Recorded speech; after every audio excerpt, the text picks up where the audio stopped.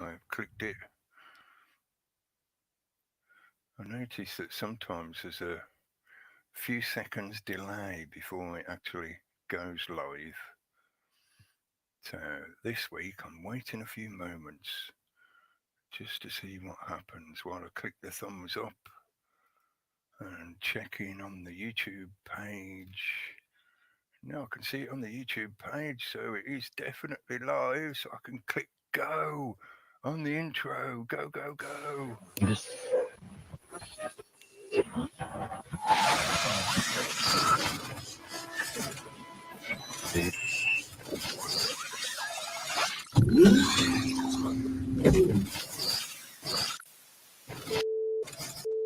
Welcome to your awakening.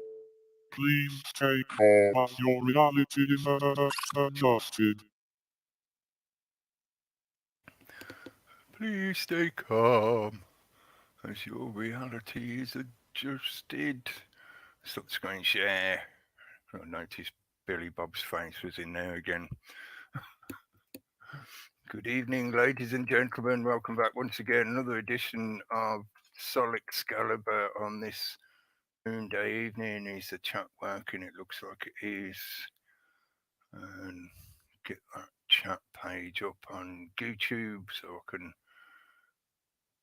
correlate the chat there into this StreamYard control room chat, because sometimes it doesn't always seem to show the whole chat box. Anyway, yes, Gold Moaning Global Gulag, welcome back once again. I know I've already said that. Get me notes up. I'm speaking out loud while multitasking because I'm terrible at multitasking, so I'm clicking stuff. Yes, it's very unprofessional here. Please take note that all of this is free. This content is free. This channel is not monetized. I'm not selling books or DVDs or whatever. So for those people that seem to have a difficulty with some of the stuff I'm usually talking about, please keep in mind that this is free. I'm not asking you for anything other than your attention for however long, until you get fed up and go and do something else instead. But yeah, there's nothing for sale here at the moment. Possibly, you never know what might happen in the future. And please reference last week's episode where I made, well, that particular episode is about the concept of the fear vaccine and hopium, and whether you are willing to make that choice that possibly the potential cons far outweigh the potential pros. In other words, you're potentially going to lose a hell of a lot more than what you think you have at the moment, what you think you are gaining at the moment. So is it then worth the risk of speaking out, of standing up and saying something? I was trying to make that point of, most people's fears follow a usual chain of or a sequence of thought pattern of, well, if I speak out, I might lose my job, or I might lose my home, or I might even get imprisoned, or this, this might happen, and this might happen, and this might, possibilities. And when you work your way through, well, what's the probability of those things occurring? And the smaller and smaller, the worst possible examples have the smallest probability of ending in that result. So you compare that probability to the probability, well, what happens if I do nothing? Oh, well, all this other shit is happening because I'm not speaking out. So which is worth more of the risk? Which is the risk worth taking? If you do nothing, if you just sit back and let things happen, then this system will steamroller over your head. Quite happily, they've done it multiple times in the past. There's plenty of evidence from history to show that that is the pattern they resort to. So this is not speculation or conspiracy theory. There's plenty of evidence out there, again and again and again, literally millions upon millions of people democided, in other words, killed by their own governing bodies in one way or another. Ethnic cleansing, social cleansing, whatever label they try and disguise it as, it's referred to as democide. There's more than enough evidence for that shit does actually happen. So when you're looking out in the world, like, what's going on? Why are these things happening? What's all this shit that's occurring around me? Why is the world changing and it's all becoming stupid, crazy, inverted, weird?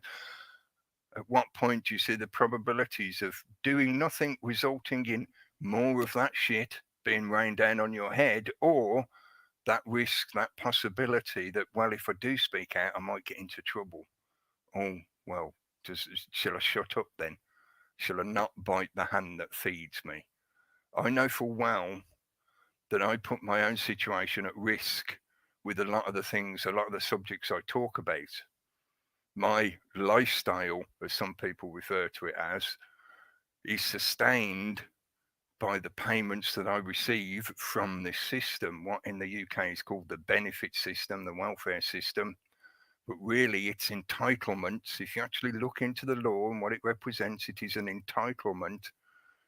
But a lot of the population has been entrained to invert that definition and think that entitlement is something that means that you're just taking the piss, mate. You're just basically stealing. It's like, no, no, no. You look at where money comes from and how it's created and how they control the flow of it, and you can soon start to put those jigsaw pieces together. And when you also look at things like, what's it mean by nation, nationhood? What is a nation? How does the government claim its power? What are these acts and statutes that they enforce upon us? And where does the justification come from for all that? Etc., etc., etc. I live on a very meager living standard. I don't do a lot. I don't expend a lot of cash, and I don't try and extort the system for anything. I don't take the piss out of the system, and I give back quite a lot. I donate in various ways. There's a few people on YouTube that I donate to every now and then, but I don't make a big deal of it because real charity is not something to be wandering around shouting about. That's a prideful thing to do, as many religious systems would explain if people bother to look between the lines about what those religious systems are all about. But anyway, I'm digressing a lot, but it's all connected to the current subtitle for this week and what I'm going to try and describe. It's potentially quite an extensive and complex idea, but I will try and weave it together in the way that I do. I know I've picked up a lot of new subscribers recently, possibly partly because the way YouTube has sort of shifted its algorithmic position, and they seem to be playing this game of here monkey monkey, here monkey monkey. This is kind of like a bait process that I think we're going through. They're allowing a certain amount of counter-state or anti-state talk because they want a parade of patsies to put in front of the public so they can say things like, oh, look at these crazy conspiracy theorists on the internet, but we haven't blocked them because, they're allowed to have their say. But listen to the craziness they talk. This is why we need more control. This is why you can't have nice things. But at the same time, I think it's definitely true that a lot of what is happening at the moment during the scamdemic bullshit global coup that is taking place is that it is spurring, it is fueling, it is inspiring, it is encouraging an awakening in many people that may never have thought about a lot of these subjects before. And they've started asking questions. And as you know, once you begin looking down into that rabbit hole, just like Alice does, it's very easy to start tumbling down, and you dig down another layer and another layer and another layer, and you find out more and more and more. And once you see, you can't unsee. So there is a natural, organic process that is occurring. I believe, I conclude from looking at what's been going on, and I've been looking at this stuff for multiple decades, and I've been doing this kind of content on YouTube for at least a decade now. So there is a natural organic process of awakening that is connecting with a lot more people. The system knows that, so it's adjusting its stance, just like you do in martial arts. You got to adjust your stance to account for the opponent's direction of force. If you don't, you're going to receive a killing blow. So they're shifting slightly, ready to do a bait and switch. And I think for a lot of us, they're quite happy for us to be doing our thing, because they're planning, or they are already enacting, that phase 2 of the infodemic, where they'll start presenting ideas to the public saying, look at this craziness. This is why we've got to shut these things down. This is why we've got to have control on this and that. And blah, blah, blah, blah. But that shouldn't stop you looking into things and asking questions. You still have that ability. You still have the freedom to think what you want to think inside your own head. Ask whatever questions you want to ask and go out there looking for information to help you answer those questions. So for those new subscribers, I'll try and give a really quick synopsis, because for me it's quite a deep connection into a lot of things, which is partly why I came up with the title in the first place, the broadcast title of Soul Excalibre. But to try and sum it up quickly, it corresponds to the Greek symbol for phi, that's PHI, which is a circle with a line running through it. If I can pull up one of my classic pictures, which I always show, and it will help me elucidate on that point. But that symbol represents the correlation and the co-relation of the collective and the individual.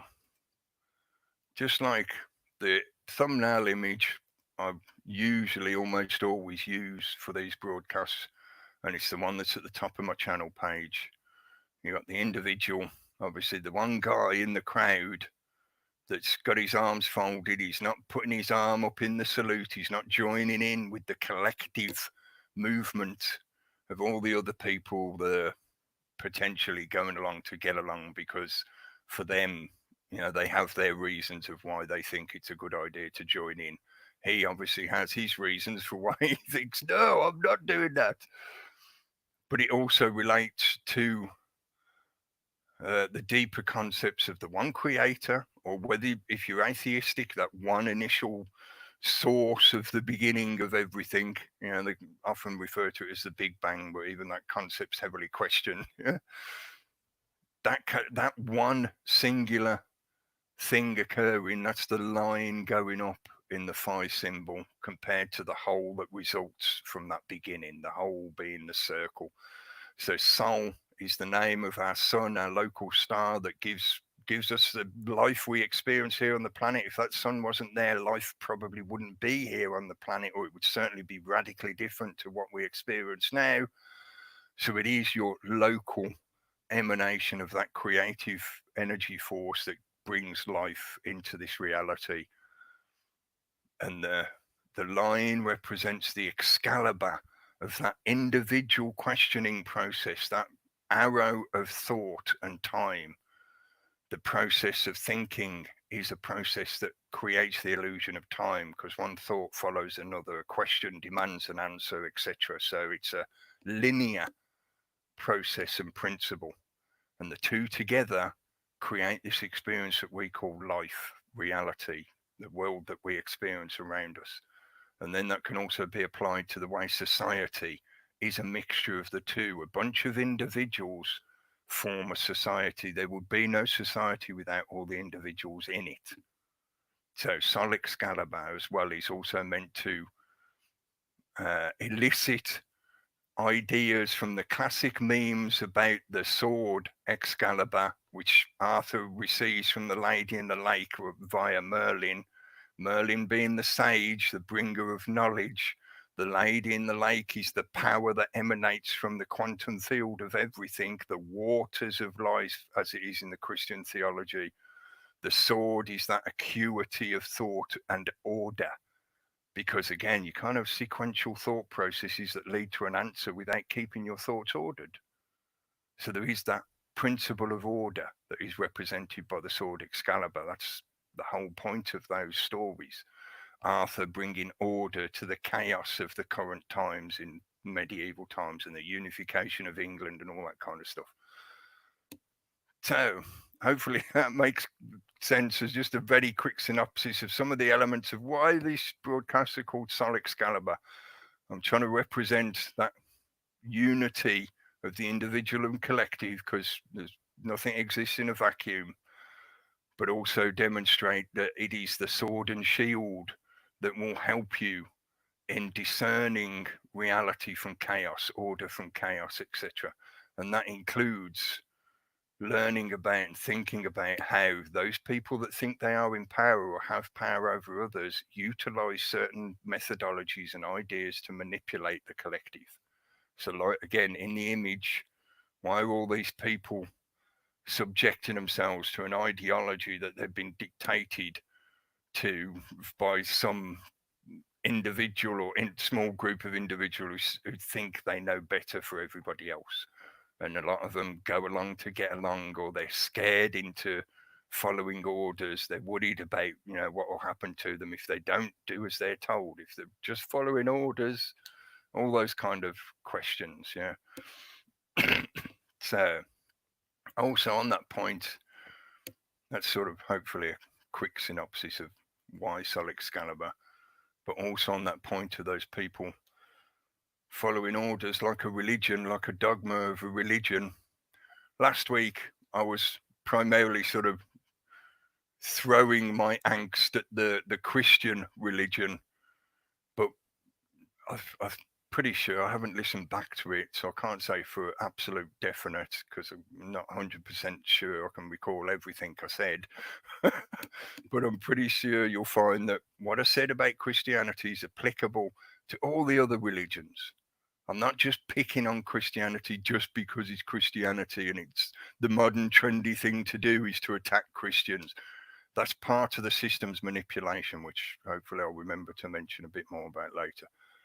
But please consider what I was saying last week when I was lambasting the kind of pseudo-Christian mindset of the sheeple that just join in because they think it's the right thing to do because they see other people doing it and they just want to be part of the group.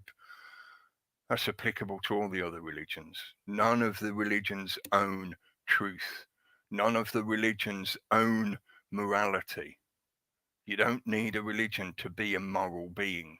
You don't need religion to find and work towards the truth. Anyway, let's get into why this week's title, because this could fill multiple episodes all on its own. The sale of the century, millennium, eternity. I had to put the 3 in there. Today's date in the Gregorian calendar is a 9. It resolves to a 9 in reductive gematria and reductive numerology. Today is a 9. This episode is also a 9. It can also be reduced to a 3, the 36 9, but the 336 would be reduced to a 3. And a 9 obviously is part of that 369 sequence of triplets. And there is something about the 3 that is true before the Masons, the Freemasonry, decided to try and appropriate that kind of knowledge.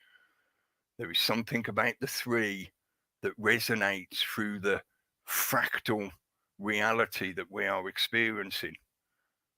Because reality does emanate in a fractal fashion, almost like a crystal. And there's something about that 3, from the 1 divides into 2, that makes 3, etc. And you get that fractal division process that occurs. So there's something about the 3. So I thought, what's going on at the moment is not just going to affect the next century, because for a lot of people at the moment, they're thinking about what's going to happen in the next year, or maybe a couple of years, or maybe the next decade. We're often reminded about the connections to Agenda 2030, which is going to occur obviously within the next decade.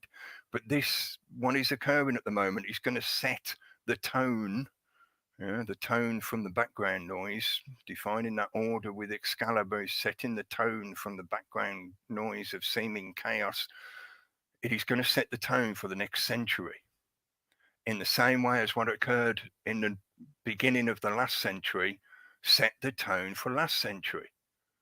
The lead up into the Great War, the First World War, set the tone for the rest of the century, and we followed this process of the rise of the petrochemical industries and the consumer mass production style societies, and leading towards this fourth revolution, which some people seem to think that we're only just beginning. No, sorry, the fourth revolution has been happening since the 60s. The fourth industrial revolution, I should be more clear. Yeah, some people think we're only just beginning the fourth industrial revolution. I don't think that's true. We've been experiencing the rise of the fourth industrial revolution since the 60s, the seeds of which were planted at the beginning of last century, at least again. And they've now got it to the stage where that fourth industrial revolution is pretty much cemented now. It's now part of your experience of daily life. You try, living in a normal society without making use of some form of internet-based technology. It's not going to happen. You can do it, but it's not the norm. It's not the standard status quo of life that most of us experience at the moment. At the moment, we are in the fourth industrial revolution fully. People are slowly being normalized and acclimatized to living in a virtualized existence. And this current situation of the scandemic is further cementing that. So I couldn't just put century. And that then had me thinking, like, well, really, it's another triplet again, isn't it? It's century. It's going to affect the tone of this century. And this century is going to affect the rest of the millennium. And there's other elements of what's going on at the moment that are going to last that long. And then beyond that, potentially, for ease of description, eternity. Infinity is truly a difficult concept to even grasp, let alone try and think of, like, what's going to happen that far down the line. So 10,000 years from now, what is it going to be like? And get in H.G. Wells' time machine and go to the future and meet the Eloi and the Morlocks, that kind of possibility. But anyway, the sale of the century, millennium, eternity. And I'll try and describe some of the parts of that why that stood out to me. About a lot of what's going on at the moment is setting the tone for things that are going to last a very long time, far beyond just they're going to end the lockdown yet. No, this is an attack at a very deep level. But yes, let's just address the selling your future, freedom for safety. I think I sort of mentioned this a little bit when I was ranting about, this content is free, I'm not monetizing anything, blah, blah, blah. And that choice of, do you take the risk of putting your own life on the line, your own, that might just be your standard of living because you end up losing your job for speaking out. So therefore you're made destitute in effect, or maybe literally. Are you being asked to sell your future, to exchange what little freedom or, what illusions of freedom you may have at the moment in exchange for supposed safety?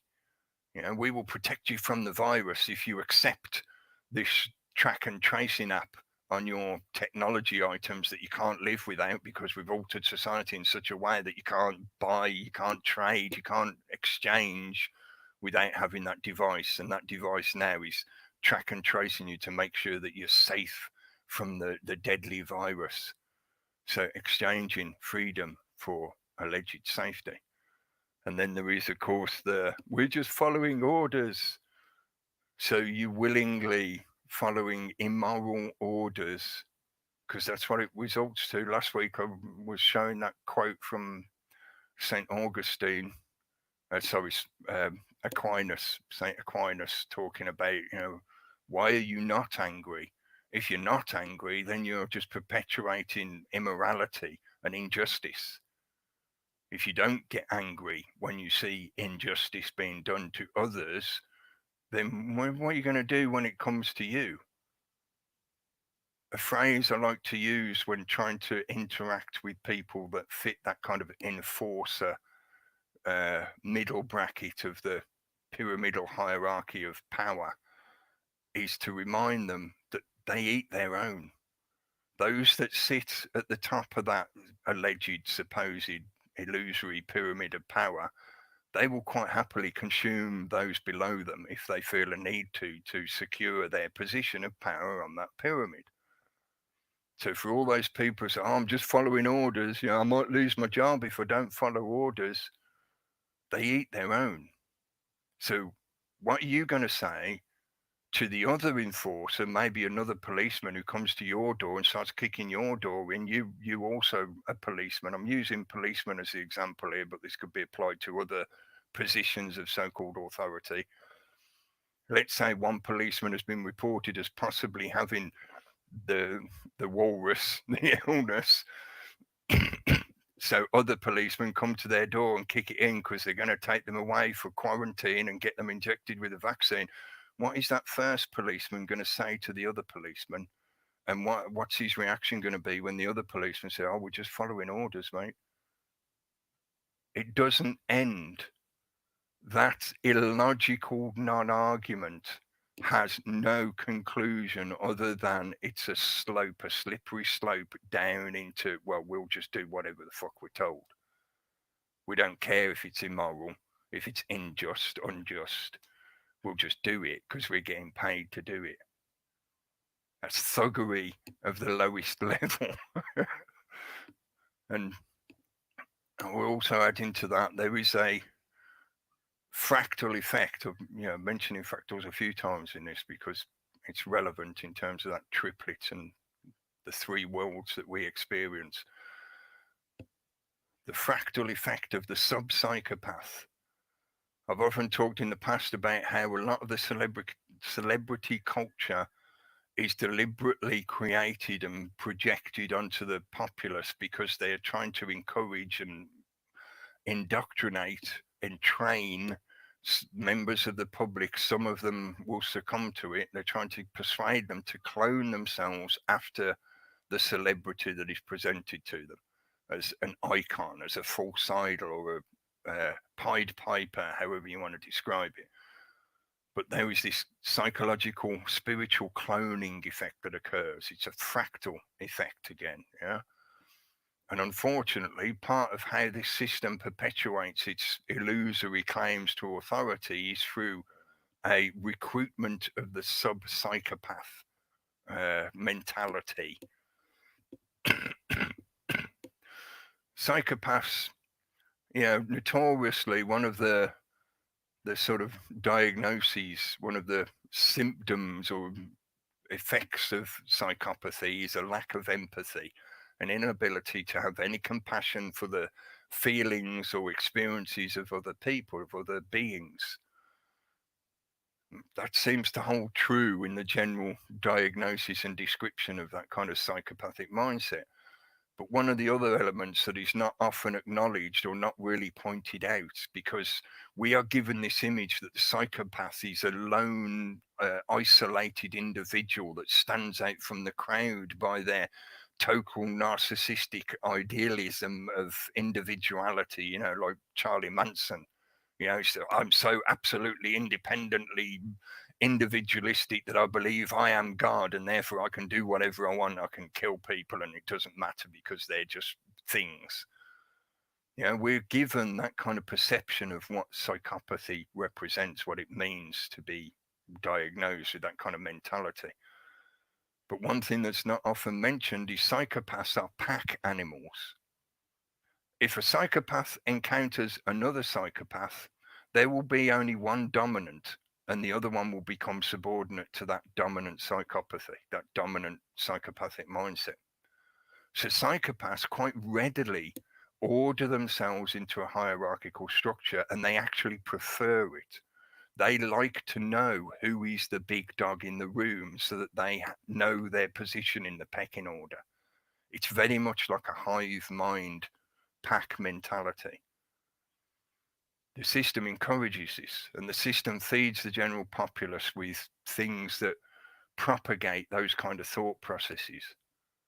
I could talk a lot just about that kind of stuff, about the kind of media that we're entertained by and how it carries those kind of elements of destructive disregard for others, the consumption of the energy of others' existence just to perpetuate our own. So, in the century, the first part of this major sale that is occurring, I've talked about the way I feel that what's been going on is a global coup. I mentioned this like probably a couple of months ago, back in February, I think. I use that kind of double meaning language like I like to do, as a cuckoo, a chew, a you the walrus. This is a coup that is taking place, but it's not just a coup of governments or governance, those power groups that think they have authority over everybody else. It is also a coup on your own psyche, your own psychology, and your spirit, your energy. So I've already talked about in the past, this is a global coup that's taking place. But some of the elements that are direct in reference to the century, this is a sale that is taking place. The system is offering you a choice, like a salesman does when he comes to the front of the shop and he goes, "Oh, I see you're interested in this particular technocracy. Can I interest you in this branded version of the technocratic dystopia? Would you like this one? Or maybe this one? This one's got extra animals in it, and this one's got genetic chimeras. Do you fancy some of them this week?" They're trying to sell the public on the concept of normal, the new normal, the normalization of what was the abnormal is the abnormal. And you making that supposed free will choice, but it is an influenced choice to say, "Oh yes, I'll buy that one for this century. Thank you. Yeah, that's just the kind of dystopia I was after. That's just the kind of tyrannical module that I needed to fit in my home. Thank you very much." So during the century, things that are potentially going to affect the centuries, this is the sale of the century that they're trying to get people to buy into. Your data is the new oil. I think James Corbett first used that kind of terminology. Data is the new oil. So you could look at it as the gold mine. In an alchemical sense, the real gold is not the AU metal element that you dig up out the ground. The real gold is you, your energy, your free will sentience coming under the control as a sub-psychopath, of a dominant psychopath. So the data is the gold mine. And thanks to introducing and persuading the public to accept and normalize and acquiesce to things such as the track and trace surveillance state technology, the level of invasion into your privacy, the data that they harvest from all of that is going to be the new gold mine. So that's one thing you're potentially going to be handing over during this exchange, this sale that's taking place. As well, you've got the profit that's going to be made from the acquisition of vaccines. If they continue with this idea that everybody has to get vaccinated, and like the UK government is putting in 80 odd billion or million, I can't remember the figures properly, but you can look that up. That's just mainstream news of what's going out at the moment. They put aside all this money out of nowhere. Where does money come from? They put aside all this money to pay up front to have this big stock of vaccines available to vaccinate all the UK population. That's going to be a massive profit for the big pharma industry. Thank you very much. Bill Gates got his little fingers in those pies. He's got, oh yeah, raking the money, raking the energy, because that's what your money represents, packets of energy, raking that energy. So they're going to be making certain companies, certain corporations and other connected power groups and institutions and individuals a lot more money. The Billionaires Club has made a lot of profits recently during this scandemic episode. and they're going to make more and more as the time goes on. Yeah, their profits are going to go up and up and up and up. So making profit from the production and sale of vaccines and the stockpiling of vaccines by governments, control of licensing and the control that it will be implemented via licensing. I sort of tried to make this point a few weeks ago. They're trying to sell this idea of the license will make you free. And they use that image from the Second World War, the kind of the gateway over Auschwitz that says work will make you free. And I just changed it to license instead. License makes freedom, or license will give you freedom. And they're trying to sell that idea of, well, if we can track and trace and test everyone, and we can validate, we'll give you a little marker that comes up on your tech device, your phone or your tablet, that says you've been given a license to say you're allowed to go outside your home, you're allowed to go in a shop and buy stuff. Control over people is primarily what they're after. So that the licensing structure will give them more control over people, but at the same time they will make profit out of the sale, the trade, the processing of those licenses. So it's another element of drawing energy into that centralized system that they have constructed. I think it was last week I was talking about how the middle class has been slowly vampired nearly to death. The inflated energy that was put into that middle bracket of the pyramid, they deliberately allowed it to swell and grow, like ripening a fattened fruit or fattening up a pig for slaughter. And now they're drawing that back in again. A lot of the middle class is being destroyed, and that gives another avenue of profit: real estate profit and business profit, corporate profit. All those little businesses that cannot sustain through this lockdown period are getting gobbled up by the big boys, or they're getting bulldozed by the big boys to have a corporate chain store put in their place. And then you've got the potential, which has already been sort of partly played out and pre-programmed, and it's starting to now get pushed more. The green agenda carbon credits will be linked into the the walrus virus is deadly because of carbon in the atmosphere, so we've got to keep track of you, and that also gives us the ability to track how much carbon credits you're using. And again, you'll be given in effect a ration card based on your use of energy and production of carbon. So they are excusing or hiding the reduction of your lifestyle, the inflation, the shrinkflation, the rationing of resources, under the excuse of connecting a virus to the green agenda and anthropogenic global warming, human-caused climate change bullshit. And then we get to this is a bit more of a possibly an esoteric point of view, but it depends how you view epigenetics and the correlation between the development of the individual and the environment they grow up in, that they experience.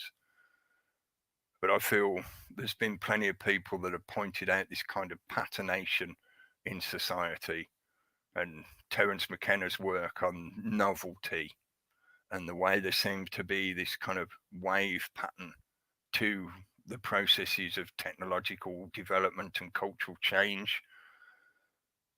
But there's usually an approximately 90-year period of major social cultural change. For something that is a major change in society, it takes 3 generations, which is approximately 30 years each, so approximately 90 years, near a century, you might as well say.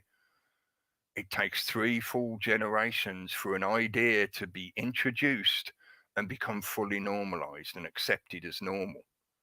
Yeah, because first it's introduced, and that first generation that experiences it may push back and resist and say, this isn't good, this isn't normal, we don't like this is too much of a change. The next generation will be growing up in an environment where that new thing has been introduced. So to them, it might be a bit new and novel, but it's just part of life around them.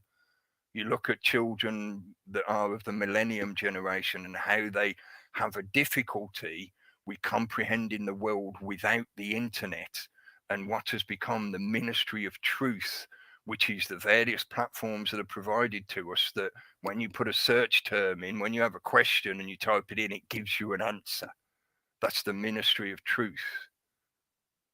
Yeah, Google of what's his name? I can't remember the guy's name now. When he was or used to be the CEO of Google, talking about how if we give you 10 answers or 10 responses to a question, then that's a mistake. There should only be one, the truthful response. Which, of course, when you learn about how the systems of control manipulate information, you know full well that that means, like the ministry of truth, as described by George Orwell, their version of the truth, that the bit of truth that they want you to know, or the molded perception that they want you to accept. So there's a whole generation of young people now are reaching adulthood now, they're 18, 19, who never experienced the world without that internet, which came along with the ministry of truth effect. That's that middle generation. And then their children will not even comprehend what you mean about how it's not right, or it's weird, or it's abnormal, or the world existed differently before this. 3 generations to completely normalize a major cultural societal change. So that's your century. Yeah, so the sale of the century results in another triplet effect. The millennium. This is where it gets a lot deeper. It goes in a lot further. The blade, the tip of the blade has actually gone in there, and it's starting to pierce into the deeper parts of the spirit. They have been for a while now in this 4th industrial revolution, and this is why I think it's disempowering and not accurate to describe the situation as, oh, we're only just beginning the 4th industrial revolution. No, we've already been in it for a while now, and it's near enough normalized to the point that people are now ready to step across into a fully virtualized existence. They're actually starting to demand it in many ways. So they've created this forced evolution into a hive mind experience of reality. And I say forced evolution because, I don't know for definite, but I think it's possible that there could have been an organic development of that kind of evolution of mankind, of people. Maybe at some point, without this outside interference, we may have come to a similar position where we feel that, we need to have this interconnectedness, or maybe we get back that spiritual, natural interconnectedness to reality, and we lose that illusion of separation. But the system is actively forcing an evolution, because that way they can control the output, or they hope to be able to control the output. You can think of it along the lines of based on epigenetics and based on other evidence that shows that often this is how it works and how it results. A creature, a being, please don't take too much umbrage with the word creature. It just means living things, not in the legal sense. But a being will grow into the environment it experiences. A classic simple example is if you put an alligator in a small tank, it will only ever grow so big. If you give it a really big tank, or you give it its own swimming pool kind of environment, it will grow a lot bigger. And there's various other examples of how that kind of epigenetic feedback loop between the organism itself, the individual, and the collective of the environment that it's experiencing and growing up in creates a feedback loop, and one is affected by the other and vice versa. The system, those people who like to think they're in control of whatever, are well aware of this, and part of the methods that they like to use is they create the new environment. They create the new paddock, the new fish tank, the new mold that they want people to grow into. And then they create a forced evolution or perception of some kind of evolution effect happening, but it's actually them just squeezing you into this new mold. They encourage you to step into there and then feel the shape of that new mold. That's going to take quite a long time. That's going to take a lot more than just 3 generations to follow the kind of processes that they're after. This is where it gets into things such as transhumanism, where, yes, at the moment they're trying to sell people on the concept of you can augment yourself, you can improve your abilities in one way or another by adding technology into your body or by merging yourself into the machine, into the cloud intelligence. But they've been encouraging a forced evolution. Quite a while ago, several episodes ago, I did one about what I called the foku or foku, the kind of phoenix cuckoo.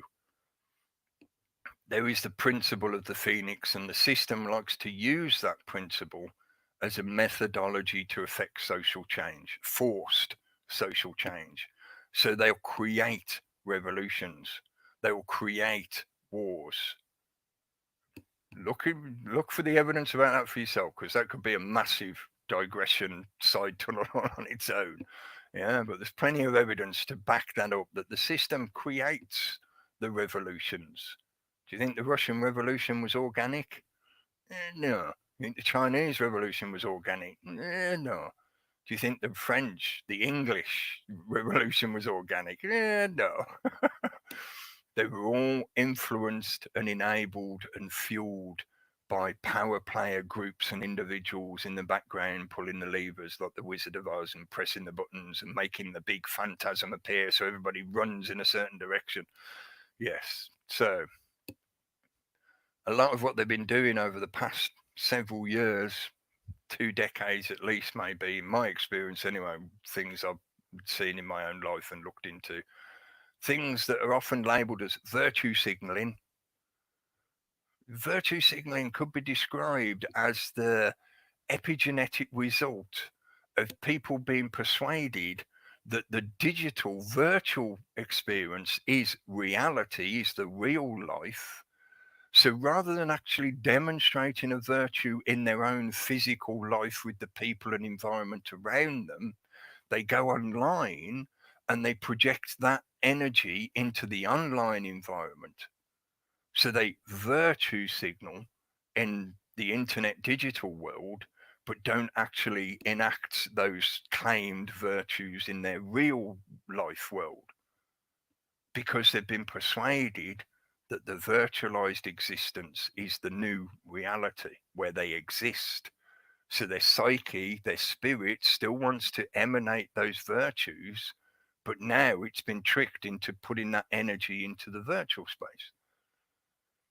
But we're given these derogatory memes about virtue signaling and people being vacuous and narcissistic and thinking all they have to do is put a flag on their video, and all of a sudden that means they're a good and moral person and blah blah blah, and that creates a team effect, a tribalistic Hegelian opposition.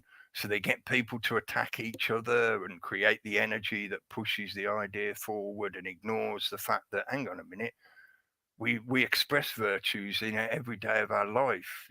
So why all of a sudden is it a bad thing when you talk about people expressing their virtues?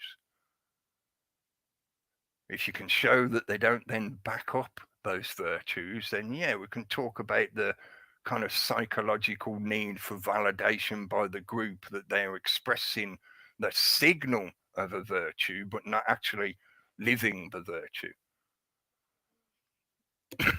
One recently that I've seen come up, and I feel sorry for any woman or possibly even man or whatever, transition or whatever you are, people out there whose name is Karen, because there is now this new meme doing the rounds of, oh, you're a Karen. If you're one of those people who's, espouse the official narrative and the guidelines of the official talking heads saying 2 meters, stay away from me, 2 meters, then you're now being called a Karen in that kind of derogatory, dehumanizing mentality again. Encouraging people to troll each other and self-police each other. Oh, you don't want to be a Karen, do you? You know, become another meme like everybody else. I feel sorry for people whose name is Karen because they've now been stereotyped. You meet somebody, say, what's your name? Oh, my name's Karen. It's, oh, you're one of them, you're a flat earther, aren't you? It's stereotyping that causes people to form teams and start attacking each other. But again, I feel it's a demonstration of that forced evolution of people's psyche, their state of mind, and their perception and experience of reality. And it's another example of how the system is encouraging a certain movement in evolution while trying to fence off other, what would be a natural or organic side shoot of such things. Growing into the paddock, I think I mentioned that. Right, to get to one of the main deeper points about the millennium length effects. When I was talking about the century effects, I mentioned the surveillance state and the track and trace and things like that, and how your data will become the new gold mine resource. But that's as a stepping stone to the millennial effect, where really what they're after is your cognitive liberty. It's one thing when we can talk about, oh, there's no privacy because there's a camera in your room and your smart device is listening to you, your handheld device is listening to you and things like that. So yeah, that's a massive loss of privacy. But you've still got the thoughts in your own head, haven't you? You still got the privacy of what you choose to think in your own mind. But on a millennial level, length of time, that cognitive liberty will be lost. Because over the 3 generations of that change of cultural reality, the newest generation will become accustomed and consider it perfectly normal that there is that level of invasion into their physical lives. And they will internalize that because that's part of that epigenetic feedback loop process that we have with our environment. We internalize the environment we live in. If you put somebody into a living environment that is shit, like in a ghetto, in a pile of rubbish, etc., that will affect them. Internally, it will affect them, not just their physical biology, they might get ill and stuff, but it will affect their psychology as well. It will affect their spirit. So that newest generation will be internalizing those changes to such a degree that they will actually want the system to be in their head, controlling their thoughts, being the thought police and saying that's an okay thought, that's sanctioned, that's naughty, you're not allowed to think things like that. And as well, this is stepping stone again, stepping off the back of the changes in the environment that children are now going to be experiencing. I thought about grabbing the picture of the poor kids in France who sat in the squares in the playground to demonstrate this, but to be honest, I don't want to keep looking at it because it's just not a nice thing, not a nice image to be focusing on. But that level of invasion into a child's experience of life at such a young age will be internalized by that child's mind, and they will have that expectation of reality. So they will begin to self-police, and they will then police all those others around them. And that really is Orwellian. That's classically Orwellian, as George Eric Blair described in his novel, the children snitching on the adults, the child reporting the parent to the authorities because they're not doing what they're supposed to be doing according to the authorities' diktat. That's complete loss of cognitive liberty. The system may not necessarily have a microphone in your head listening to your thoughts, but you've given them that ability by internalizing that authority structure or claim to authority. Then we get more into the kind of transhumanism level again, where potentially they could, in effect, have, metaphorically, they could have a microphone in your head listening to your thoughts.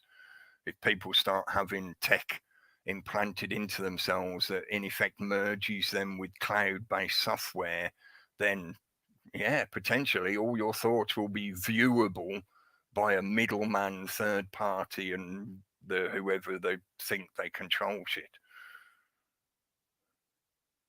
And then we get a further deeper step of things such as the genetic manipulation, RNA reprogramming, which is a possible part of this vaccination rollout. The part of the vehicle of the scandemic is being used to introduce these ideas to the public. The CRISPR technology, which we've often talked about here, this kind of stuff is going to give the system the ability to genetically alter people. They themselves have talked about how they've done research into things. Oh, can we create a vaccine to stop people having fundamentalist religious viewpoints? Can we have a vaccine to stop hate? Things like that. So they're already looking at, well, this no longer is it vaccines about protecting you from a possible illness, a pathogen, a bacteria, or whatever. Now they're talking about manipulating your thinking via a vaccine injection, or however they give it to you. It's probably not going to be an injection in the future, but RNA reprogramming will have a millennial level effect, because once they start doing it, it will take multiple generations for it to be rectified. And you potentially as well get into the kind of concept like the 1,000-year Reich. If they get into a position, I'm saying they loosely as a ubiquitous label, if they get into a position of persuading the mass of the public to go along with that kind of manipulation, then the kind of things they can introduce into the gene pool will potentially last several generations, which is heading towards a millennium, 1,000 years.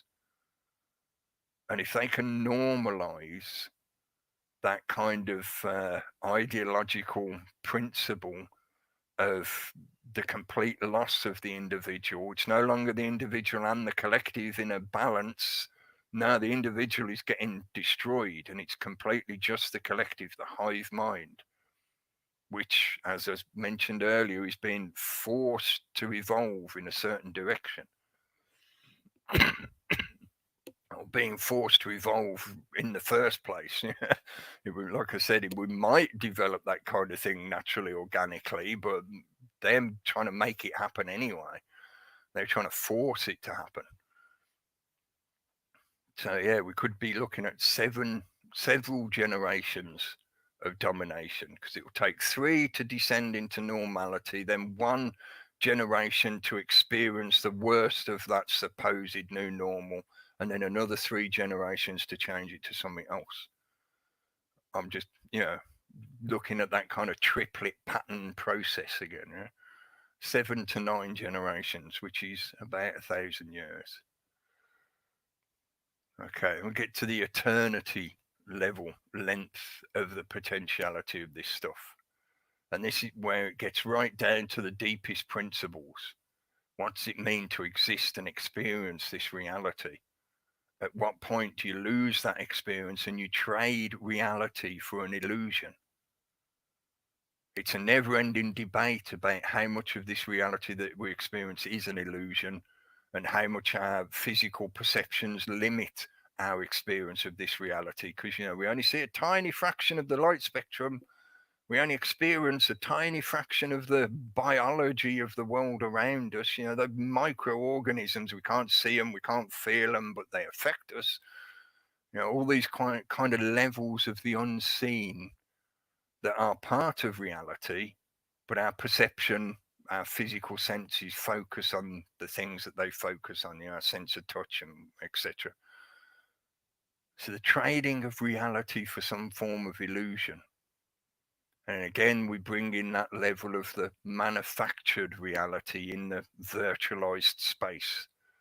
And at some point in the not too distant future, within the next few years, several years, there's going to be technologies being introduced that go right down to the core level of your physical experiences. So they bypass your physical senses and they directly inject, think of Elon Musk's Neuralink technology. They directly inject a perception of experience and sensation. So at that point, you really are losing reality and living in an illusion. Illusion. It's an illusion. Doomed, I tell you, we're all doomed. But in that eternity level of the sale that you're being offered, there is the classic cliched principle of selling your soul. Are you willing to trade your energetic, spiritual, soul existence and experience of this reality for the perceived level of safety and comfort and convenience that they claim they're offering you with these new systems, with this new future, this new normal that's not normal, it's abnormal? And in that kind of religious context, I just put in my notes as well, is exodus or extinction. People like Elon Musk are, I think, clever to a certain degree, clever Pied Piper distractions. At the moment, we've got quite a good Punch and Judy puppet show between Bill Gates and Elon Musk. One technological idol, billionaire, thought leader versus another one. And one's got one version of a potential future and another one's got a different version of a potential future. But both of them have some core principles that remain the same. One, you're going to accept this technology one way or another and you're going to start integrating it into your body. And two, the concept of you being an individual unto yourself and having things like privacy and rights. What's that? You ain't got no rights. You're just cattle. You're just another unit within their consideration when they're calculating how their machine works. So can you go on an exodus? Can you go somewhere else? Is there anywhere else to go to? Is there only that paddock, that illusionary fish tank that they're offering you? Elon Musk's version or Bill Gates' version, or there's other ones, Ray Kurzweil's singularity version, things like that. And your choice is you either accept that or you're going to go extinct because that rise of the technology is going to override you and you'll become like the dinosaurs and you'll just go extinct. 3 or 4 generations from there, the kids will be saying, what do you mean there were people without the connection to the cloud in their head? That can't be right. They were so backwards back then. They were such idiots. They didn't know how great it is to have a connection straight into the internet so Google can tell me what I want to buy before I even know I want to buy it. It's great. Yeah. 3 elements, that triplet again, that power of 3 again. What are they trying to sell you? Are you willing to make that sale? And please also consider, in part of the English language magic manipulation, the word sale, S-A-L-E, is representative of an exchange taking place, usually involving a profit on one side or the other in exchange for goods or services. But sale is also S-A-I-L, as in the description, the definition of hoisting canvas to catch the wind to move across a body of water. There's a lot of connections between maritime language and the language of commerce and currency. The currency that you are sailing on is that energetic reality of this experience. And one of the sort of partly religious element that I want to mention, because it sort of connects to some of the stuff I was ranting about last week. I meant to put this quote up earlier as well, because recently I keep paraphrasing it. I kept getting it slightly wrong, so I'll put it up there correctly this time. A quote from Bruce Lee: Courage is not the absence of fear, it is the ability to act in the presence of fear. And that was when I was ranting about, making that choice of, are you going to take the risk of, your life situation might get turned upside down, but are you going to actually do the moral thing? Are you going to do justice? Or are you going to perpetuate immorality and injustice by turning around and say, I'm just following orders, mate, because you're afraid of the possible consequences? Yeah, but the other one I wanted to put up, which I know possibly won't make a lot of sense immediately, but I'll try and explain it. I know Jesse has talked about the concept of the waves as a mimetic element of a lot of the rhetoric and propaganda that's been pumped out in the media over recent months, possibly even going back a year plus. They've been talking about this idea of waves of change coming. You are going to experience these waves, and it's like the rolling effect of the waves on a beach, gradually eroding the normality and changing it to a different shape. That's what moving water does. It gradually wears down the rock and changes the face of the rock and makes it into something else. Converts solid rock into sand, things like that. But that process of the waves as well, it made me think about Noah and the Ark of the Covenant. And actually dug out that old movie that came out several years ago, which was, a bit of a, it was a bit of a just silly action movie kind of interpretation. But there's certain parts of that story, that classic story that's part of the Bible and is part of other cultures and other religious systems. The concept that in the ancient past there was some kind of major catastrophic flood that occurred, and some people survived it and they carried with them some of the animals, some of the kind of samples of the flora and fauna of the world they lived in, and they carried that forward into the new world. The survivors replanted and grew again, and civilization begins again, etc. It's also a description of the psychological and spiritual phoenix process. The old world was wiped clean. The great creator said, these people have become so corrupt, they need to be washed away and start again. And only the righteous will survive, and they will be given the tools to begin civilization again and to create a righteous society. And that's, like I said, it features in other religious histories and mythologies. It's not just, the product of Christian theology. It's part of ancient history and myth all across the world that there's been this kind of flood or deluge that occurs.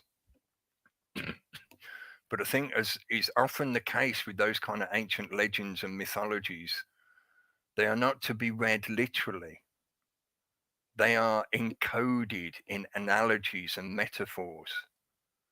Often are pointed out the correlations between astrotheology and a lot of the concepts that are encoded into Christian theology and other religions as well. Just to be certain, if you're Christian out there, I'm not just picking on Christians. I'm trying to point out the repetitions that occur in different faith, institutions of faith and religion, etc.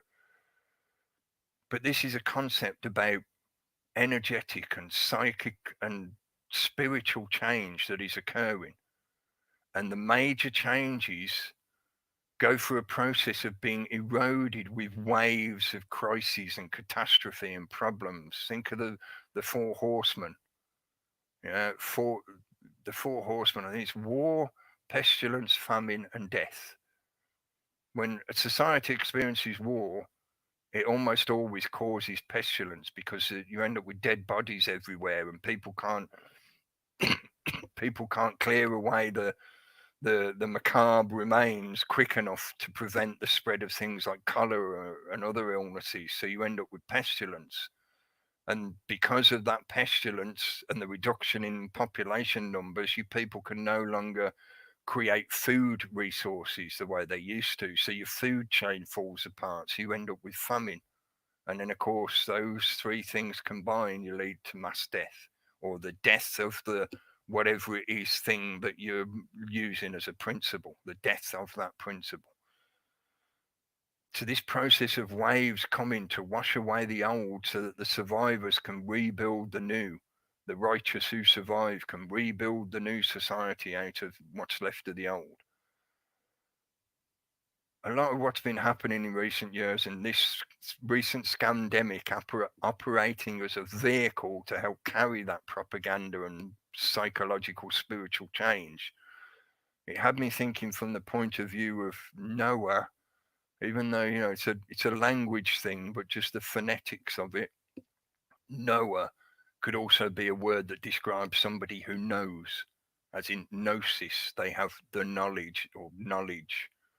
And Noah represents the survivor who carries the knowledge forward into the future, who passes that knowledge on to the next generation so they can carry it forward into the future. And then the ark that supposedly was loaded up with examples of all the different animals and plants and stuff like that. That's the ark of knowledge, ark of the knowledge of what we've experienced in this reality so far as a global population, the beings that we are, and our ability to discern and calculate probabilities and look for patterns and repetition and moralize about our existence and knowledge of good and evil, the sine wave of going up to the creator and going down to the opposer. And that's why I put the arc of the covert one, because in that oscillation of the individual and the collective, the creator and the created, there is that oscillation of getting closer to the creator and being drawn back down into this density by the opposer. The arc isn't always an ascension, sometimes it's a descent. So the arc of the covert one, the one who works in the shadows, the one that in Christian theology is a spirit of the air. In other words, you can't see him, you can't touch him. He's like something ephemeral, but he's there whispering in your ear, trying to persuade you to do the bad stuff, trying to persuade you that you can supersede the creator and you can become the new creator. And, you know, put that in line with the kind of stuff about how these billionaire club power players and the other people who work in the background that you never hear about in the media whatsoever, how they are pursuing this timeline plan, this timeline agenda of they want to give themselves the technological ability to live forever and to expand their being into multiple dimensions of reality, because the virtual space is like another dimension. It's that arc of the covert one. It's the carrying forward of that misdirection of the opposer of you have the free will choice. The creator gave you the free will choice. And if you're not, like I said earlier, if you're an atheist, just think of it as the energy from which all of this began from. The first cause, the prime mover, as Aquinas put it, I think. That energy is still vibrating through all of this reality. And you've got the free will choice to go one direction or the other. The power of three. You're going along your path, and all of a sudden you're presented with two choices, two directions. Do you go that way, the left path, or the right path? Which path do you choose to go down? Which arc do you choose to follow? The covert one is always there in the background, whispering in your ear, trying to persuade you. It's a good idea. We come here to help you. It's for your own safety. We care about you, honest. Just take this vaccine. There's no danger at all. Oh, even though people die, but don't worry about it. Don't think about it. Let us do the thinking for you. Are you going to make that sail? Are you going to put your energy into that sail to guide where your ship goes on that quantum ocean of this reality? I'll put that Bruce Lee quote up again because I think it's most appropriate. Yeah, I know there's a lot of risk for many people, and at the moment, with all the stuff that's going on and all the changes they're trying to force onto society, you know, there is a hell of a lot of risks for some people. And there's some risk for even, what they call everyday people, the pod people, the normies, the sheeple, whatever label you want to stick on people, there's risk involved for them to a point of making a choice. And I would rather take the risk of trying to be moral and trying to follow the pursuit of justice and say, technology can be used for good as well as bad. So we can make benefit, we can make use of this technology without allowing it to dominate our reality or believe the illusion that it is replacing or supplanting reality. When I go out and I'm walking around and I'm looking up and see what the clouds are like today, if there's any clouds at all, that is infinite resolution. Whereas the screen is only 1080p resolution or whatever, if you've got a super high D or whatever, 4K or whatever, it's still not the same as the infinite resolution of this reality. So I enjoy this reality. Thank you. I'll prefer that. I'll have that, please. I don't need your technology to replace it and pretend that it's better than what's really already here. So, do you make that sale? Would you say, no, thank you, don't want your vaccine? Like I've often mentioned recently, I can fully understand if people don't want to be polite about it. At some point, the politeness has to be dropped because these people that think they have authority over the rest of the world will continue with this point until they are forcibly told no. And hopefully that can be done completely peacefully. That is the direction that I think it needs to go. Peaceful non-compliance. The more you violently react, the more powerful they become. It's like feeding the unstoppable force. If you react with violence, it just makes them more powerful. That's what they want. I think a lot of what they've been doing recently, especially with the way they've allowed certain videos and coverage to go out across the internet. So you can find plenty of videos recently of police brutality, of the stupid lockdown rules being enforced onto innocent people who are just sat in the park doing nothing, no harm to anyone. They want you to see examples like that because it's the equivalent of them poking you in the chest going, come on, throw a punch, throw a punch, throw a punch, throw a punch. They want people to react violently. Peaceful non-compliance. Just say, no, thank you. Go away. I'm not interested in buying your shit this millennium or this eternity. Thank you very much. Not interested. Hopefully that all makes sense. It might sound a bit obtuse and esoteric compared to a lot of the day-to-day of what's been happening recently, but I do really think that we're experiencing the sort of short-term experience of the changes at the moment. People are concerned about their jobs being lost or their businesses going under or not being able to find food in the supermarkets and things like that. They're worried about the immediate day-to-day at the moment.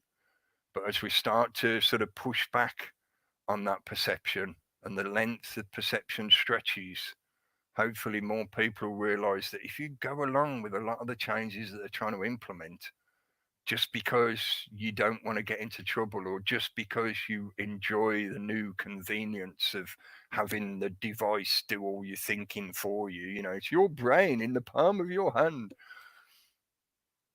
that's going to have long-term effects. And some of those effects go very deep and last for a very long time. And once they get embedded, it will take a long time to change it back again or to change it into something better. So don't feel disempowered. The smallest things you can do all add weight to which direction that pendulum swings. You can make changes for yourself in your own life and the way you interact with the world, and that has a ripple effect. Epigenetically, you affect the environment you live in and vice versa. It has a ripple effect on those around you. And that includes your own thought processes. Anyway, Man, I've gone way over the hour. Sorry, Pete. Hopefully you haven't fell asleep. I am still here, Cookie. I was just about to say, love is the key. I think Yeah. is the thing. Go and listen to that tune. Is it by Maze? Remember Maze from the 80s? It's a bit of a Great. R&B soul band. Yeah, and was it Frankie Beverly? I think it was. Yeah, I was listening to that today, and I thought, yeah, that was a good tune to listen to. Brightens your day a bit, and it's true. Yeah, I mean, I think people, it is. It's this will wake loads of people up anyway. As I've said many times, more people are beginning to see it, see what's going on, see through the bullshit. Like the unknown is becoming the known now. As you're saying, like this, I don't know, I just think we're now finding out more and more things are beginning to click into place more with people and their thinking. Their consciousness is rising a bit more, and that's what's happening. People are getting and understanding things more, and these type of events will just accelerate that process further. And we'll move. We won't buy into the whatever's coming down the line or whatever they're trying to fear us out with their controlled media, and that's it. Because that's all it is. I don't really watch much. I just have a little glance just for the Wednesday show, and that's about it, but nothing else. I'm not interested in what they said today and what they say tomorrow, in a sense, because I know what's coming. I know what they're trying to achieve, because we know it's been a planned event, or it's been orchestrated to bring in all of this you've talked about, all this agenda, but they can't stop consciousness rising. And it's a dark energy we're dealing with here. It's a hatred of humanity. Doesn't like people. It seems to be just psychopathic or whatever.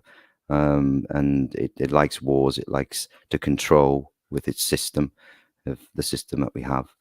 It loves that, and it feeds off the energy and the fear of it all. And they seem to like us or love us in this state. But the knowing is coming. It's there. It's available if people open their eyes, and then it might not even come via the internet. It might come in your dreams. It's getting that deep now. People are beginning to realize maybe they're a bit more than what they thought they were. Not just a little me and this government telling me what to do, and all the rest of it. You're a spirit and flesh in a better term, and come to terms with that. You're not just here, as we said. It's energy. Everything's energy. In all esoteric on you now, guys, but I don't care, because it needs to be said. And people need to look more into that and deeply into themselves and do some inner work. And that's the state of when you're relaxed and when you can see things more clearly and get rid of all the clutter in your mind and just calm down. And then things will come more easily. Things get better over time when you calm down, and then they can't get to you. They can't feed off your fear. They can't control you. They can't tell you to stay in whatever. You do what's reasonable, what is safe, whatever. And you know what all that is. You don't need to be told what that is. But they seem to want to constantly fire the rules and regulations at you day after day, and to remind you and to separate. There's a separation thing that I find very annoying as well. How they've gone from England, Wales, Scotland, Ireland, all these borders. They have different rules in Scotland and Wales to England, and they're trying to create more tensions there with people, and getting some people to actually enjoy the lockdown, enjoying and not realizing what's coming with their future lives, if they don't wake up to what's actually going on. That also reinforces that kind of regionalism effect that they've been. I think it's why they were quite happy to go along with the idea of devolution, because they knew full well that it's like, oh yeah, you can be devolved, you can think you have some kind of independent authority over your own region, because your region is going to be amalgamated into a federal super state anyway. So yeah, you'd be devolved, and we can have those lines. So now we can have conflict between the two regions, and we can have different rules in different regions. So one region can be jealous of another region because their rules are more relaxed or something. Yeah, but I think, as you mentioned in your talk before, I mean, the honor, I'll put down honor and integrity, but it's this collective and individual thing, where people go with the flow of things, but don't realize their own power in a sense. And it's born out of fear, I think. I've always said this. We've been born out of fear all of us, every single one, you know, in this cabal, horrible system that they call, you know, this reality. Yeah, we've all been born into a sort of fear system, and we've all had to cope and deal with it in one way or another as we've grown through it. And some people develop a system where they can manage it. Others are like what they call, like they're living in just they know it, but they don't do anything about it. And there's those who can't, like myself, others like us, who speak out and say, well, no, actually, this is wrong. I'm not going to remain quiet anymore. I'm going to, you know, say something and have a voice. And everybody then, you know, it's like the 100 monkey effect. We see lots of these channels. They are around. I mean, they, like you said before, they're trying to, actually, they're quite happy for us to be here for now, it seems, if we behave ourselves. To a certain yeah, degree. to a certain degree, yeah.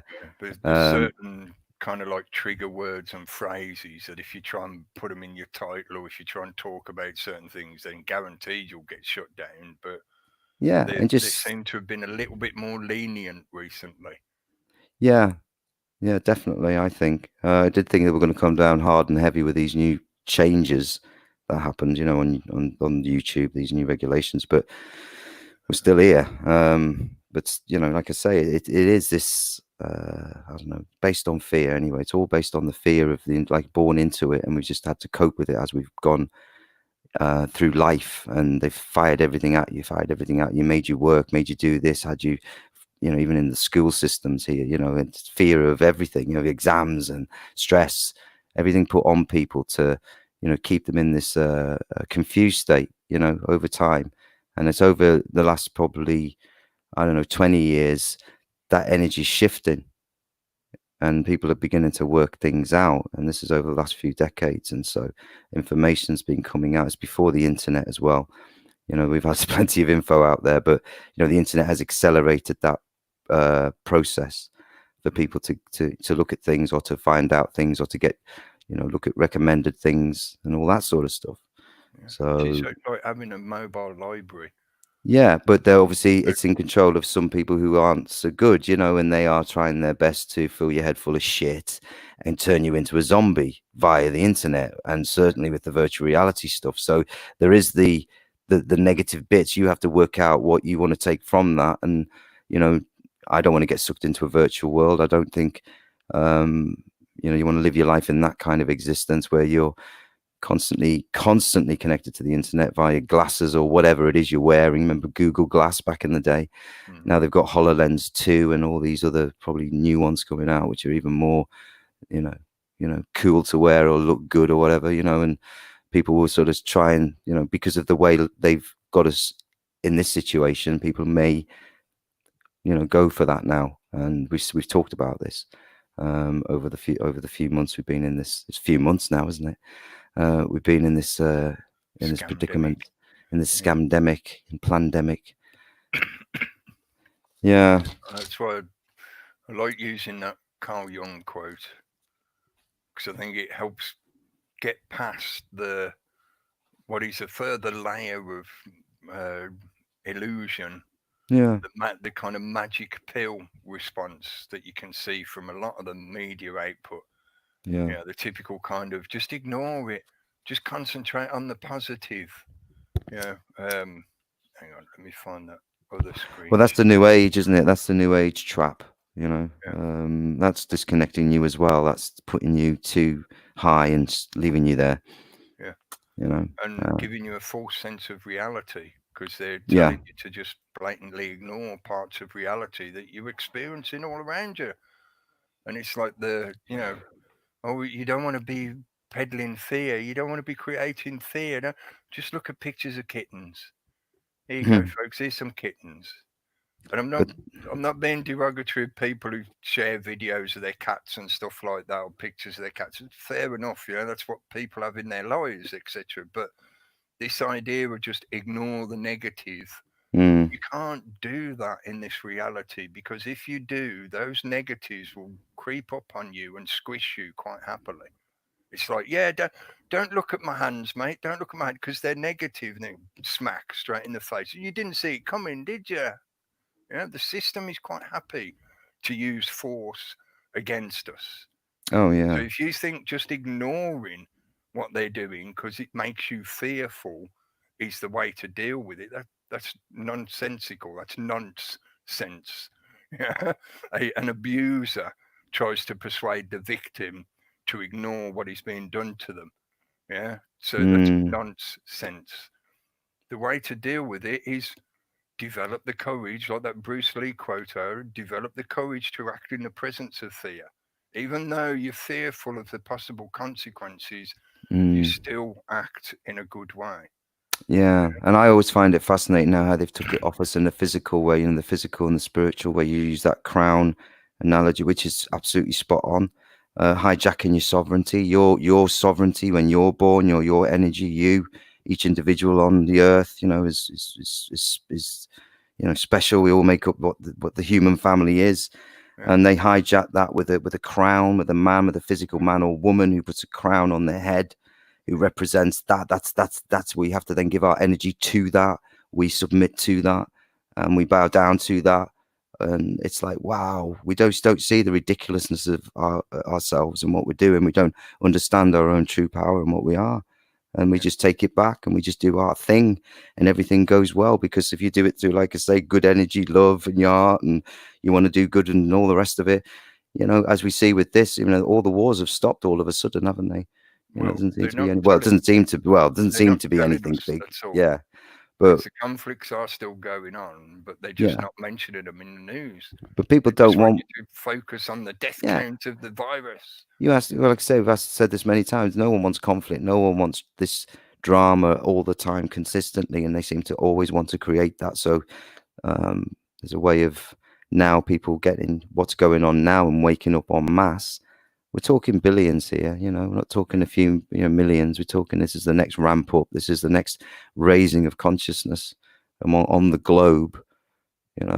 This makes a difference. We know that through 9/11 and the Schumann wave and measuring the energy of the earth and the energy on the the Schumann fields and that sort of stuff, the ionosphere.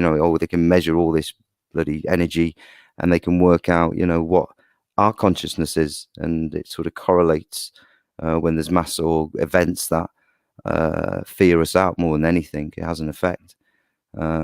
So we're in that stage now where this will just, like I say, people are being locked in all over the planet, all over the continent. Every continent's being affected by this.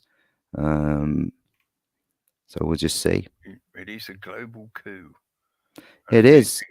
I know some people, depending if they follow a particular religion or what, they think it's part of their religious prophecies, the end times are beginning and things like that.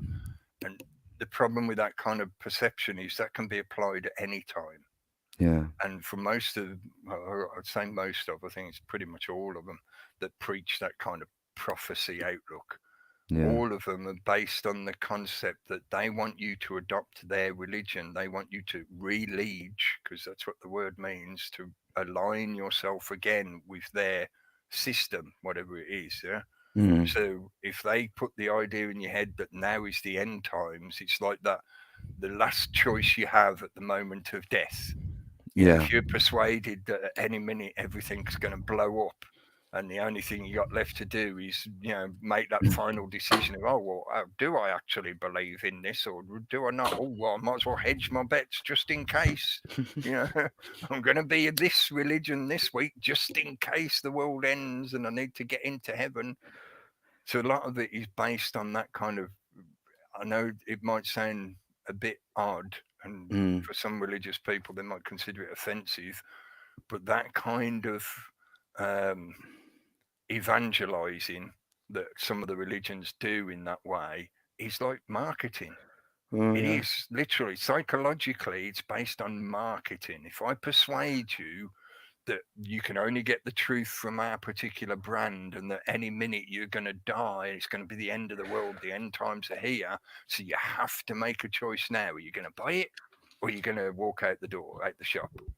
And so it's like marketing, it's tribalistic groupthink marketing in many ways. But they're sucking our energy, aren't they? That's the energy they're sucking off us, in that way. My usual caveat is, like I said before, you can find good stuff in a lot of the religions. Just because I've got my own sort of point of view on. I don't want to be part of any particular organized religious structure. That doesn't mean I don't see that there are good things that come out of them and whatever. But to sort of back up what Dr. Rock had put in the chat, Ben, who's Dr. Rock, it won't change until folks stop being complicit and compliant, and that's down to each of us. Everything we do makes a difference one way or the other. Yeah, on that path, that dividing of the road, of the pathway in front of you, everything we each do, because the groups only exist because of the individuals that participate in that group. If all the individuals walk out the door, there is no group anymore. The group is not a physical thing in and of itself. And that's true for society as a whole, and all those little groups out there, those power player groups that try and do things in the background, and the occult societies that try to manipulate you. They only exist because the individuals keep perpetuating them. So if all the individuals decided one day, it's like, no, we don't agree with this stuff anymore, we're now going to start saying no. Yeah, we're not going to turn up. It's like the group would end. The occult society would end because nobody turns up anymore. Yeah. Well, there's a lot of regular folk as well who are saying, I'm hearing, who are saying there's something more to this. Even, and people are beginning to question and, the whole thing, which is good. And also, I was thinking as well, I probably mentioned this on Wednesday, the foreign travel and, the way that they've just crushed the fact that you can, even when they lift this, the fact that people won't be going abroad for holidays or doing their normal regular thing, it's gonna have an effect on people's just general health and mental health and all the rest of it. That holiday time of year, you can just get away, and now they've gone no, and no one's left the country, or no one has seemingly left the country anyway. Not the masses. I think there are flights, as we said, coming in every day. Seems to be full of people, some of them.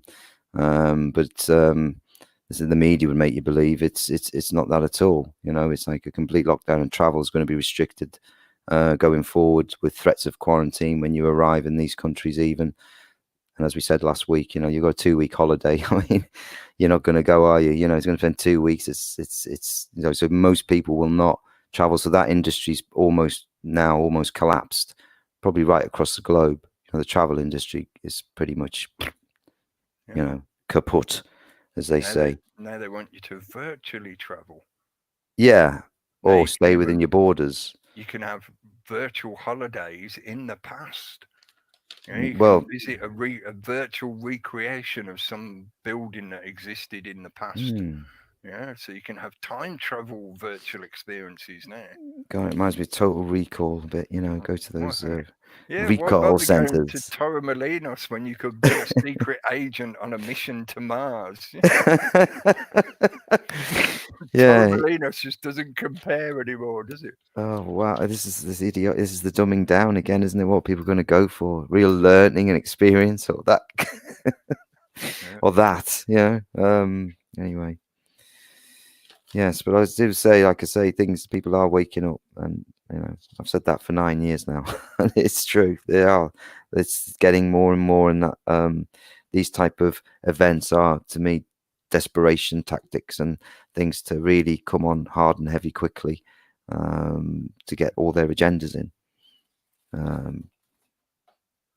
Just looking through some of the comments. I'll say to you now, Cookie, it's been a very active chat tonight. So I've only seen some of it when I was doing my usual monologue. It's been very good. I've liked it. It's been good.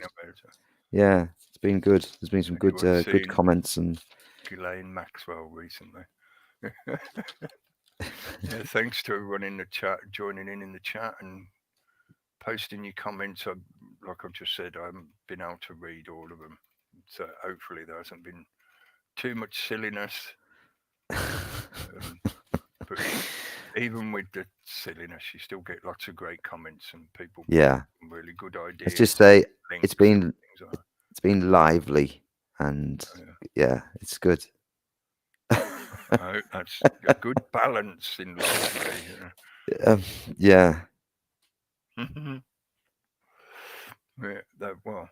That's somewhat true. I'm not quite a hermit, but I certainly don't participate in what most people call normal social life. Because a long time ago, I gave up on doing things like going to pubs and clubs and stuff like that. I just can't be arsed anymore. I did that to death in the 90s. Got fed up with it. Yeah. Yeah. Yeah, I near enough lived in pubs and clubs and whatever. So it's now I'll go if it's someone's birthday, you know, if a friend or a relative or something is having a party. Yeah, I'll go. But give them the choice. It's like, nah, I'd rather do something else. Thanks. Yeah. Definitely. But not quite a hermit yet. I do appreciate the kind of hermitage effect that it enables you to focus, in effect, like meditation, because that's really all meditation means is focused thought, or relaxing your thought, which is a focus unto itself, reaching the no mind effect, like Zen Buddhism. But yeah, hermitage can be useful, but I don't think it is uh, a complete way to live. I agree with the Buddha in many ways on that kind of thing. The middle path is the road to wisdom. Too much austerity or being too austere in your approach to your experience of life, if you follow a particular belief systems, dogmas or doctrines or religious system, and you try to put yourself into a completely austere mode of life to follow that religious or belief system, it's not balanced. That isn't how everybody else is experiencing life, is it? So, I approach it more from a kind of artistic point of view. The way to be a good artist is to have life experience. Absolutely. Yeah. That's There's a the. certain amount of Yeah. insight you can gain by spending Mm. time alone, that kind of hermitage effect, that kind of solitary consideration and introspection. But that's balanced, like the individual and the collective again. Yeah, it's balanced out by being in the experience that most other people have as well. Yeah. Mm. Yeah, it's like I was thinking, if you didn't have the grains of sand, you wouldn't have a beach, would you? No, In that sense, it takes all the grains of sand to make up that beach. Yeah. And it takes the grain of sand in the oyster shell to create the pearl. That's why the pearl features in a lot of Oriental mysticism. But anyway, that's a separate point. Yeah, thanks again to everyone in the chat. I'm going to wind it up a bit early. Cool. Well, thanks tonight, Cookie. That was good as well, as always. And thanks to everyone else in the chat as well. Thank you. I think I got across most of the points I was trying to make. Trying to equate it, use it as an analogy of being like a salesman trying to sell you something. They're trying to sell you this new normal bullshit of what the world is going to be like and the future that they want you to buy. No, I think people have the power, not the illusions of authority, not the ideologies. It is the people themselves, because the whole structure of society only exists because people go out and about and live in their lives and create the society that we all share. So if they weren't doing that, the whole thing would stop. And we've experienced kind of like a snapshot of that possibility through the scamdemic effect. Over the years, we've talked a few times about the idea of a national strike, and how you could use it it's a way of reclaiming the power of your labor. Because like classically in history, again, it's been shown by different groups of, if you turn around and tell the employer, the lord of the land or the king or whoever, you say, no, we ain't doing that anymore, then what can they do? Stamp their foot and say, I want it to be purple. I want you to repaint the house. And you go, no, I ain't doing that. Doesn't happen, does it? Yeah, the king can't snap his fingers and magically make you do things. It's all psychological manipulation and spiritual attacks, psychic attacks to try and force you in a certain direction. Oh, yes. When you call out that the king has no clothes, the emperor wears no clothes, the emperor wears no mask, the emperor wears no crown, then you realize the power is with all of you individuals that make up the group that we call society. When you reclaim that power to yourself, as I noticed Murph was in the chat, I hope you're right, mate. He often says, reclaim your ball, claim your ball back. Yeah. Power is represented by that metaphor of the ball. You're the ones with the power. If you decide you want to go back to work now, there's fuck all the government can do about it. Yeah, that's been proved by the fact that Bojo had to make that sort of confusing announcement of, oh, well, if you can't work from home, then go to work. But if you can work from home, work from home. But you're allowed to go out as often as you like and sit in the sun, but don't go out. They know they can't enforce that shit. Yeah, so it's down to the individuals. It's down to you all claiming that power, claiming your sovereignty, claiming that crown back for yourself. And it's one final caveat. When I talk about this concept of reclaiming your crown, and I've been pointing out that kind of esoteric occultic connection to the crown virus, the coronavirus, coronation, the circlet around your head, the circlet around the sun, etc. I'm not trying to tell people to follow what for the Christians out there would certainly claim that's kind of like satanistic. You're trying to persuade people that they're the ruler. So, no, we're here because the Creator gave us this opportunity to have this experience. So I'm not trying to claim lordship over all creation. I'm not trying to claim I'm God. I'm not trying to suggest that other people do the same when I talk about sovereignty and reclaiming your crown and things like that. So, no, there's only one authority, two, the experience of two. There is the Creator or the energy that began all this thing that we call existence, and then there is your experience here, your individual sentience that experiences this world in the way that we do. That's it. There's no middleman in between the two. So you reclaim that crown for yourself. Stop giving it away to other people. Stop externalizing it to concepts like monarchy, or whatever bullshit they try to call it this century. So thanks again for listening, folks. We will be back again Wednesday night on the Reality Chat on Pete's channel, the Reality Chat channel. And Steve Tagoose will be on with the Mystery Show on Thursday night again, 8 p.m. GMT. Whenever I say times, it's always GMT because we're here in the UK. Thanks again for tuning in. Thanks for giving us your attention for almost 2 hours, nearly. And thanks to people in the chat. Please play nice. If it gets too silly, I will boot people. Now in this, after being here for 10 years, certainly 8+ years I've been doing it in this kind of format. 10 years I've been doing stuff on the YouTubes.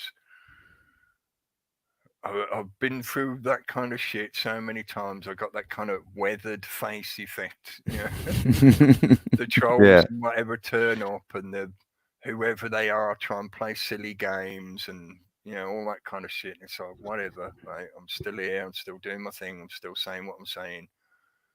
And I've got to the stage now where I'm quite happy to accept the blame for people who think I'm squishing their free speech or some other excuse that they try to use in a sophistry game of fucking Mickey Mouse guilt exchange. I'm quite happy to take the blame because I think I know for a fact there are people out there that deliberately try to just interfere with this kind of content or disrupt people in the chat or just try and fuck them up in some manner, mess with their thinking or disempower them or make them feel bad about themselves by talking shit at them. So I'll quite happily give that kind of personality the boot. And if they want to run around the internet shouting things about me and how oppressive I am and whatever, it's like, yeah, you can say that. I don't give a fuck. Because as far as I'm concerned, the shit that you're peddling, I'll quite happily take the blame of kicking your shit out the fucking door. Yeah,